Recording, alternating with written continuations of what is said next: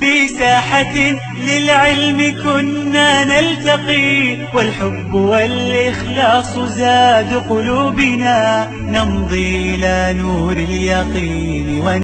fariintaynu daraynaa waxa weeye xaaladdu markay halkan oo kala marayso dadka wax lagu aaminay inay ammaanadooda gutaan dadka u dhaxlaa xagga amniga iyo ilaalinta inay xaqooda gutaan oo dadkii aanay u kala eexanin wixii lagu heshiiyey aan la isku weydaanin ila nabigu wuxuu calayhi salaatu wasalaam almuslimuuna calaa shuruudi dadka muslimiintii waxay ku soconayaan shuruuday dhigteen mar haddaanay sharciga khilaafsanayn sidaa daraaddeed in amniga la ilaaliyo iyadoon cid gaar ah la dheefinayn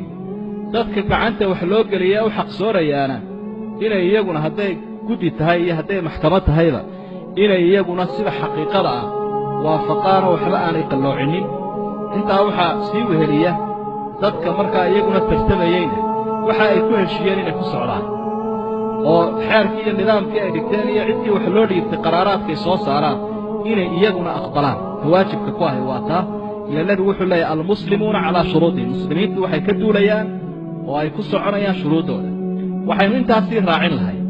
haddii ay dhacdabo wax qalloocdaan marnaba xalaal u noqon mayso dadka wax tabanaya inay dhiigga muslimka iyo dagaal iyo fitilo ridaan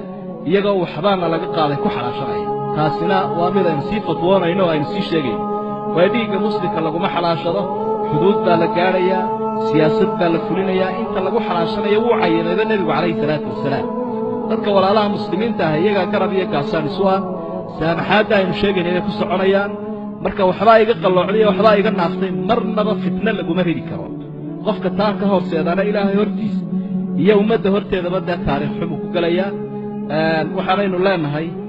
markaynu ka duulaynaa waa taa aynu soo sheegnay akhlaaqda wanaagsani waxa weeye cun iyo tanaasulka qofku taariikhda ayuu ku gelayaa tanaasulka laakiin fitnada iyo fawdada iyo fasaadka kuma gelayo aad waxaynu isaga ilaalin doonnaa cadi how ku cunay ama ku ciideey arrintaa hoosta ka calaamadiya ama waa inaan wixii helaa ama waa inay kala daadataa taasi waynu iska ilaalinaynaa dhaqanka shaydaanka iyo shisheeyaha weeye dhaqanka dadka muslimiinta ma aha waxaanaan runtii dareemayaa dadka in aad loo cabbeeyeyoo qolo waliba ay iska ilooween shaygii la odhan jiray inshaa allaahudii layna amray dee lamaba odhanayninba innagaa helayna hebel baa soo baxaya markuu soo baxa saasay noqonaysaa dadkii waxaa lagu akhriyeen inshaa allaahuna la odhan haddaynu hellana la odhannin dee waa laydinka helayd way ku adkaanaysaaye balaayo ninkii kiciyey baa dejiyee siginka dadkaad ku dallacdeen sidaa uga dejinaysaan idinkaa yaqaan marka farriimahaasaynu diraynaa ilaahayna waxaynu ka baryaynaa wixii fitnaana inuu inaga joojiyo wanaaggana uu inagu ilhaamiyo iyo sawaabka iyo degganaanshaha innaga iyo dadka muslimiinta ah